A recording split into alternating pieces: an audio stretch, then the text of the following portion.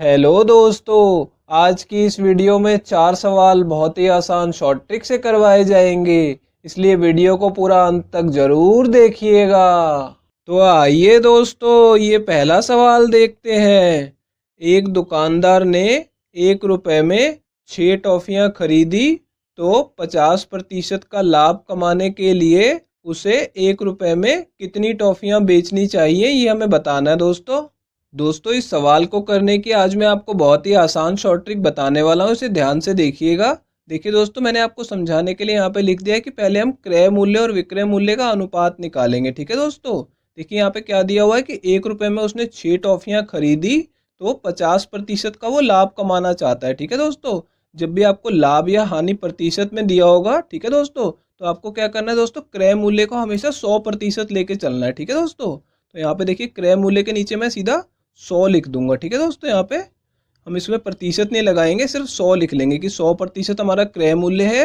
अब इस 100% क्रय मूल्य पे उसे 50% का लाभ चाहिए। ठीक है दोस्तों, तो अगर लाभ चाहिए तो क्या करेंगे, 100 में 50 को जमा कर देंगे तो हमें विक्रय मूल्य मिल जाएगा। तो 100 जमा 50 कितना हो जाएगा, 150 हो जाएगा। ठीक है दोस्तों, यानी उसका विक्रय मूल्य कितना है, 150%। और दोस्तों इनको हमेशा अनुपात में ले लेना है आपको। ठीक है दोस्तों, तो एक अनुपात हमारा ये आ गया। और एक अनुपात दोस्तों हमें और निकालना होगा, संख्या का अनुपात, क्योंकि यहाँ पे टॉफियों की संख्या की बात की जा रही है कि वो 1 रुपए में 6 टॉफियां खरीदता है, तो उसे 1 रुपए में कितनी टॉफियां बेचनी चाहिए। तो दोस्तों हमें यहाँ पे संख्या भी लिखनी होगी।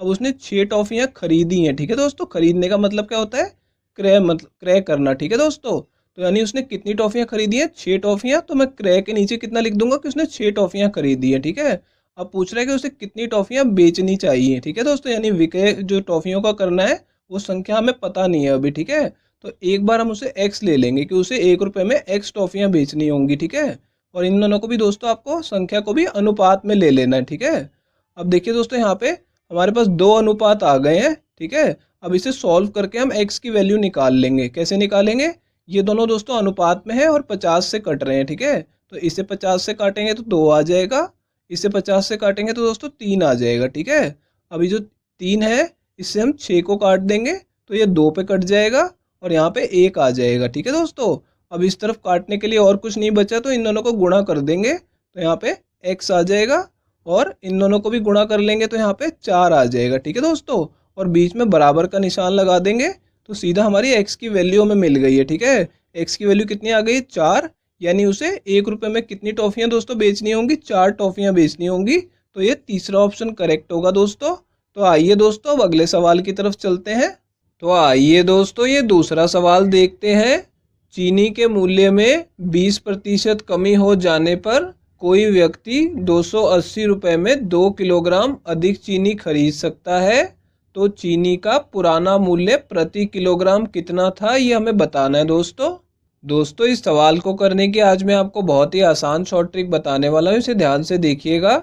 देखिए दोस्तों यहाँ पे क्या पूछा जा रहा है, हमसे चीनी का पुराना मूल्य पूछा जा रहा है। ठीक है दोस्तों, अब ये पुराना मूल्य क्या होता है, जो मूल्य में 20% कमी होने से पहले का मूल्य था दोस्तों, उसे पुराना मूल्य बोला जा रहा है। तो पुराना मूल्य निकालने की ट्रिक मैं आपको बता रहा हूँ।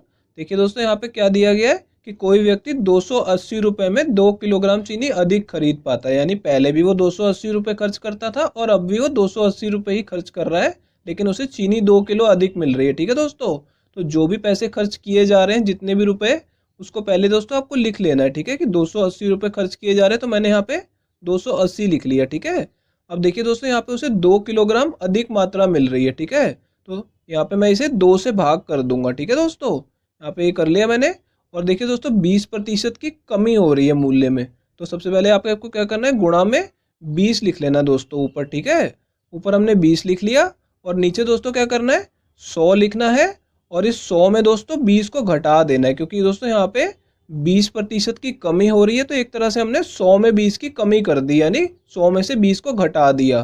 तो दोस्तों अगर आप इतना कर लेंगे तो आपका पुराना मूल्य आ जाएगा। ठीक है दोस्तों, और इसमें एक और सवाल पूछा जाता है कि अगर 20% के मूल्य में वृद्धि हो जाए। ठीक है दोस्तों, अगर वृद्धि हो जाएगी मूल्य में, सब कुछ आपको ऐसे ही करना होगा, लेकिन बस यहाँ पे आपको 100 में 20 को जमा कर देना होगा, यानी 100 में 20 की वृद्धि कर देनी होगी, तो उससे आपका आंसर आ जाएगा, पुराना मूल्य निकल आएगा। ठीक है दोस्तों, अब देखिए दोस्तों इसे सॉल्व कर लेते हैं। इसे 2 से काटेंगे तो ये 140 पे कट जाएगा। ठीक है दोस्तों, और इसे अभी हमें घटाना है, तो मैं इसे एक बार और लिख देता हूँ। नीचे 140 और गुणा में यहाँ पे ऊपर 20 और नीचे कितना आ जाएगा दोस्तों, घटाने पे 80 आ जाएगा। 100 में से 20 घटाएंगे तो, ठीक है। अब दोस्तों इन दोनों को 20 से काट देंगे तो ऊपर 1 आ जाएगा और नीचे 4 आ जाएगा, ठीक है दोस्तों। और जब 4 से हम इसे काटेंगे 140 को, तो ये 35 पे कट जाएगा, ठीक है दोस्तों।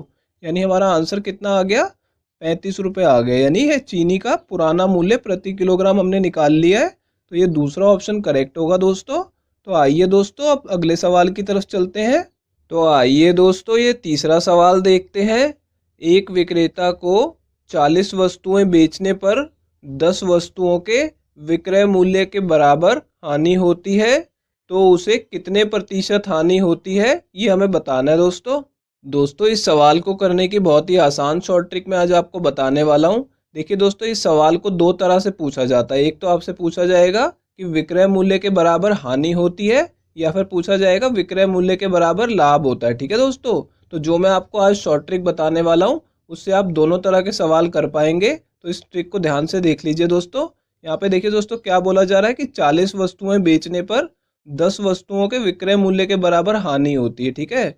अब यहाँ पे हानि दिया हो या लाभ दिया हो, पहले आपको ये देखना है कि कितनी वस्तुओं के बराबर होता है, ठीक है। 10 वस्तुओं के बराबर, तो आपको यहाँ पे सबसे पहले तो वो वस्तुओं की संख्या लिख लेनी है, ठीक है दोस्तों, क्योंकि हमें यहाँ पे 10 दिया है तो मैंने 10 लिख लिया है, ठीक है दोस्तों।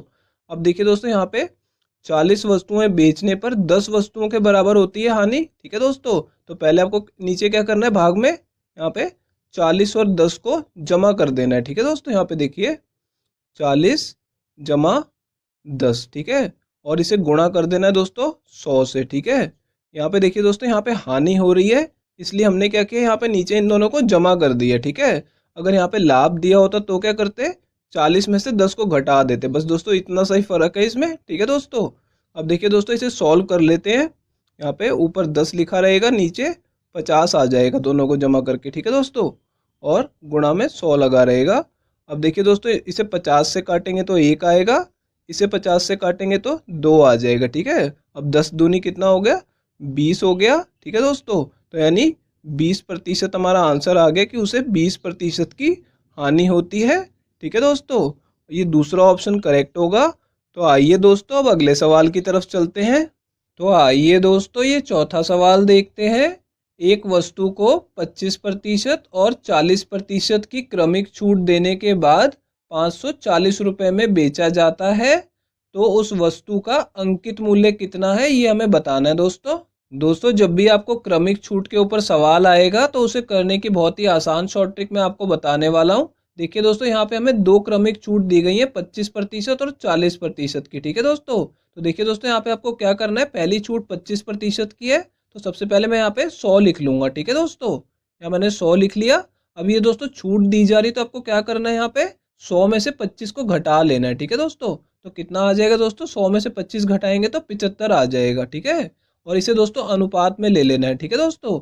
अब दूसरी छूट भी हमें दी गई है 40% की, तो एक बार फिर से दोस्तों हम 100 लिख लेंगे, ठीक है। और 100 में से दोस्तों 40 को घटा लेंगे तो कितना आ जाएगा दोस्तों, यहाँ पे 60 आ जाएगा, ठीक है दोस्तों। तो हमने दो छूट थी तो दो अनुपात निकाल लिए, तीन छूट होगी तो तीन अनुपात निकाल लेंगे इसी तरीके से, ठीक है दोस्तों। इससे आपको क्या मिल जाएगा, यहाँ पे अंकित मूल्य, ठीक है दोस्तों। यहाँ पे अंकित मूल्य का और विक्रय मूल्य का अनुपात हमें मिल जाएगा, ठीक है दोस्तों। अब देखिए दोस्तों, अनुपात हम कैसे निकालेंगे, इन्हें काट के सॉल्व करके निकालेंगे अनुपात। तो देखिए दोस्तों, ये दोनों 25 से कट रहे हैं, ठीक है। तो इसे 25 से काटेंगे तो 4 आ जाएगा, और इसे 25 से काटने पे 3 आ जाएगा। ये दोनों 20 से कट जाएंगे दोस्तों, तो यहाँ 20 से काटेंगे तो 5 आएगा, इसे 20 से काटेंगे तो 3 आ जाएगा, ठीक है दोस्तों। अब और कुछ नहीं काटा जा सकता इसमें, तो गुणा कर लेंगे, ठीक है। तो 4 पंजे 20 आ जाएगा, ठीक है दोस्तों। और यहाँ पे 3 तिया 9 आ जाएगा, यानी हमारा अंकित मूल्य का और विक्रय मूल्य का अनुपात हमारा आ गया है, ठीक है दोस्तों। यदि अंकित मूल्य 20 है तो विक्रय मूल्य 9 है, ठीक है दोस्तों।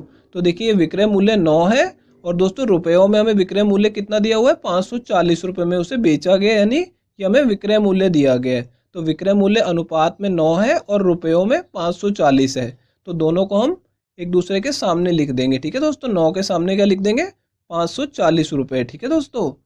अब देखिए दोस्तों, हमें क्या पूछा गया कि अंकित मूल्य कितना है। अंकित मूल्य अनुपात में तो हमें पता है, लेकिन रुपयों में नहीं पता। ये कैसे निकालेंगे, हम ये पता लगा लेंगे कि 540 जो है वो 9 का कितने गुना है। ठीक है दोस्तों, उसके लिए आपको क्या करना पड़ेगा, 540 को 9 से भाग कर लेना है। तो 540 और भाग में 9 करके देख लेंगे। ठीक है दोस्तों, तो ये 9 6 54 होता है, तो 6 पे कटेगा और ये 0 लग जाएगी, यानी कि 60 आया है। तो यानी ये इसका 60 गुना है। ठीक है दोस्तों, यानी 9 को 60 से गुणा करने पे हमें 540 मिल रहा है। तो यानी हमने 60 गुना पता लगा लिया। तो अब क्या करेंगे दोस्तों, 20 को भी 60 गुना कर देंगे। ठीक है दोस्तों, तो 20 को 60 गुना करते ही रुपयों में हमारी वैल्यू आ जाएगी कि अंकित मूल्य कितना है। तो यहाँ पे 6 दूनी 12 आ गया। ठीक है दोस्तों, और ये 2 जीरो लगा देंगे, तो यानी कि 1200। तो यानी अंकित मूल्य कितना है दोस्तों, 1200 रुपये। तो ये हमारा आंसर आ गया। ये चौथा ऑप्शन करेक्ट है दोस्तों अगर ये वीडियो आपको पसंद आई हो तो इसे लाइक कर दीजिए। और दोस्तों अगर आप लोग चैनल पे नए हैं तो चैनल को सब्सक्राइब जरूर कर लीजिएगा। और दोस्तों नोटिफिकेशन बेल को दबाना बिल्कुल मत भूलिएगा। तो दोस्तों इस वीडियो को यहीं ख़त्म करेंगे। आपसे मिलते हैं अब अगली वीडियो में।